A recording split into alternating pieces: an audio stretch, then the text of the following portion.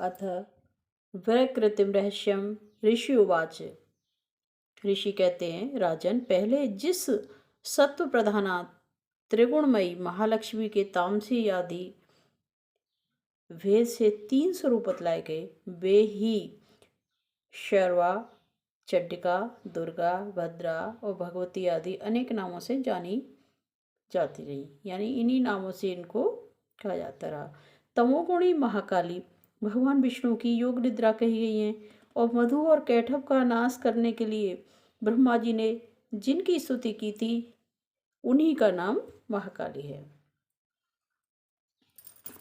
उनके 10 मुख, 10 भुजाएं और 10 पैर हैं। वे काजल के समान काले रंग की हैं तथा 30 नेत्रों की विशाल पंक्ति से सुशोभित होती हैं। भोपाल, उनके दांत और दाढ़ें चमकती रहती हैं। यद्यपि उनका रूप भयंकर है, तथापि वे रूप सौभाग्य, कांति और महती संपदा की अधिष्ठात्री यानी प्राप्ति स्थान हैं। वे अपने हाथों में खड्ग, वाण, गदा, शूल, चक्र, शंख और भूषंडे, परिघ, धनुष तथा अनेक धनुष धारण करती हैं, जिससे रक्त चूता रहता है, रक्त निकलता रहता है। वे कटा हुआ मस्तक धारण करती हैं। हे महाकाली, भगवान विष्णु की दुस्तर माया है। ये महाकाली जो है भगवान विष्णु की दुस्तर माया है। आराधना करने पर वे चराचर जगत को अपने उपासकों के अधीन कर देती हैं, यानी जो उनकी भक्ति करते हैं उनके अधीन कर देती हैं। संपूर्ण देवताओं के अंगों से जिनका प्रादुर्भाव हुआ है, यानी संपूर्ण देवताओं के अंगों से इनकी उत्पत्ति हुई है, वे अनंत कांति से युक्त साक्षात महालक्ष्मी हैं। उन्हें ही त्रिगुणमयी प्रकृति कहते हैं तथा वे ही महिषासुर का मर्दन करने वाली हैं। उनका मुख गोरा, भुजाएं श्याम और स्तन मंडल अत्यंत श्वेत, कटिभाग और चरण लाल, जंगा और पिंडली नीले रंग की हैं। अजय होने के कारण उनको अपने शौर्य पर अभिमान है। कट के आगे का भाग बहुरंगे वस्त्र से आच्छादित होने के कारण अत्यंत सुंदर और विचित्र दिखाई देता है। उनकी माला, वस्त्र, आभूषण तथा अंगराग सभी विचित्र हैं। वे कांति रूप सौभाग्य से सुशोभित हैं। यद्यपि उनकी हजारों भुजाएं हैं, तथापि उन्हें 18 भुजाओं से युक्त मानकर उनकी पूजा करनी चाहिए। अब उनके दाहिने ओर के निचले हाथ से लेकर उनके दाईं ओर से निचले हाथ से लेकर बाईं ओर के निचले हाथ में क्रमशः जो अस्त्र हैं उनका वर्ण किया जाता है। अक्षमाला, कमल, वाण, खड्ग, वज्र, गदा, चक्र, त्रिशूल, परशु, शंख, घंटा, पाश, शक्ति, दंड, चर्म यानी ढाल, धनुष, पानपात्र और कमंडल, इन आयुधों से उनकी भुजाएं विभूषित हैं, यानी शोभायमान हो रही हैं। वे कमल के आसन पर विराजमान हैं और सर्वदेवमयी हैं उनकी तथा सबकी ईश्वरी हैं। राजन, जो इन महालक्ष्मी देवी का पूजन करता है वह सब लोगों देवताओं का भी स्वामी होता है। जो एकमात्र सत्वगुण के आश्रित हो पार्वती जी के शरीर से प्रकट हुई थी तथा जिन्होंने शुंभ नामक दैत्य का संहार किया था, वे साक्षात सरस्वती कही गई हैं। पृथ्वी पते उनके 8 भुजाएं हैं तथा वे अपने हाथों में क्रमशः वाण, मूषल, शूल, चक्र, शंख, घंटा, हल, धनुष आदि धारण करती हैं। ये सरस्वती देवी हैं जो निशुंभ का मर्दन और शुंभासुर का संहार करने वाली हैं। भक्ति पूर्वक पूजित होने पर सर्वज्ञता प्रदान करती हैं।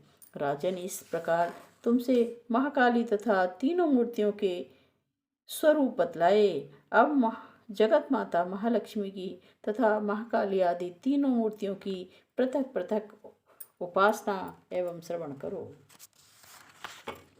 जब महालक्ष्मी जी की पूजा करनी हो तब उन्हें मध्य में यानी बीच में स्थापित करके उनके दक्षिण और वाम भाग में क्रमशः महाकाली और महासरस्वती जी का पूजन करना चाहिए। पृष्ठभाग में तीनों युगल देवताओं की पूजा करनी चाहिए। महालक्ष्मी के ठीक पीछे मध्य भाग में सरस्वती के साथ ब्रह्मा जी का पूजन करें।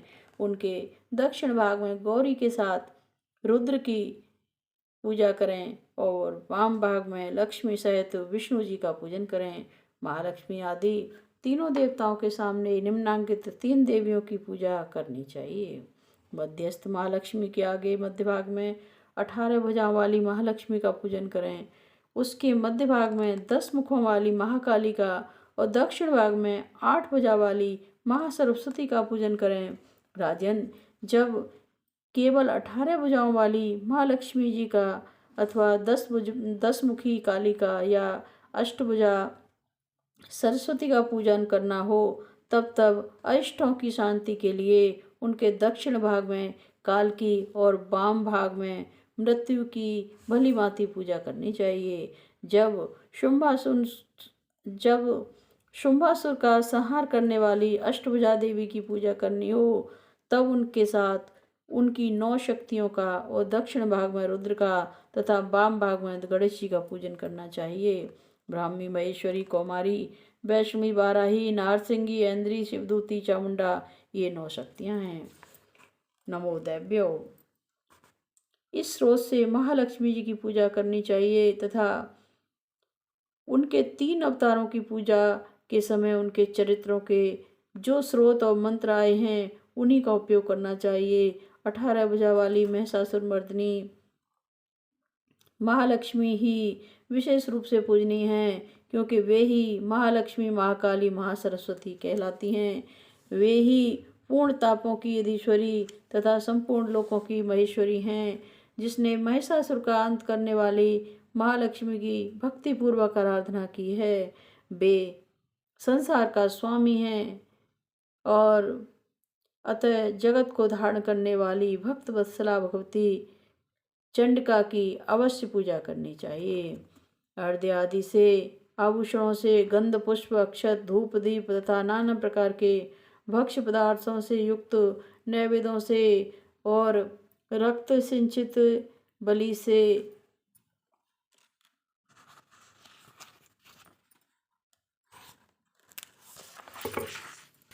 भी पूजन होता है। राजन, बलि और मांस आदि से की जाने वाली पूजा ब्राह्मणों को छोड़कर बताई गई है। ब्राह्मण केवल नारियल से, फूल, पुष्प और अनेक प्रकार के फलों से पूजा करते हैं। उनके लिए मांस मदिरा से कहीं भी पूजन का विधान नहीं है। प्रणाम। आचमन के योग्य जल, सुगंधित चंदन, कपूर, तांबूल आदि सामग्रियों को भक्ति भाव से निवेदित करके देवी की पूजा करनी चाहिए। देवी के सामने बाएं भाग में कटे मस्तक वाले महादैत्य महिषासुर का पूजन करना चाहिए, जिसने भगवती के साथ सायुज्य प्राप्त कर लिया।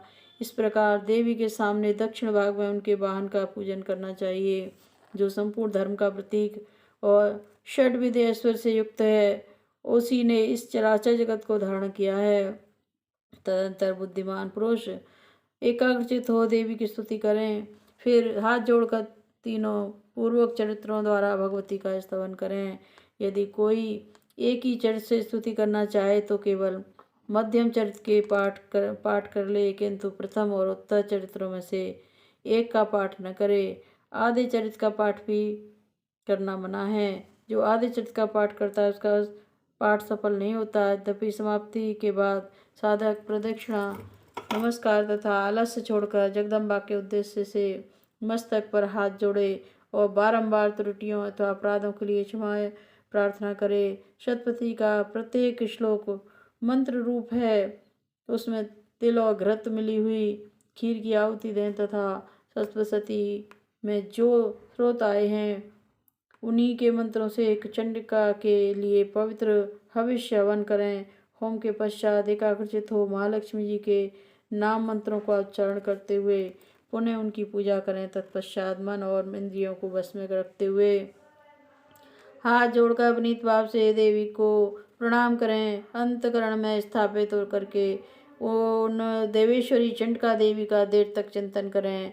चिंतन करते करते उन्हीं में तन्मय हो जाएं। इस प्रकार जो मनुष्य प्रतिदिन भक्तिपूर्वक परमेश्वरी का पूजन करता है वह मनोवांछित भोगों को भोग कर अंत में देवी का सायुज्य प्राप्त कर लेता है।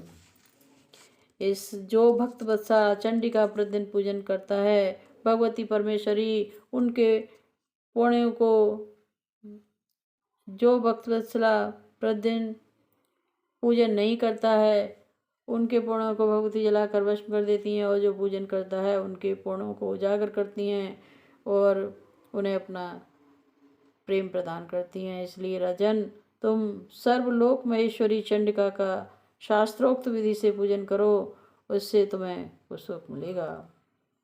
जय श्री वाली जगत जननी भद्रकाली माता रानी।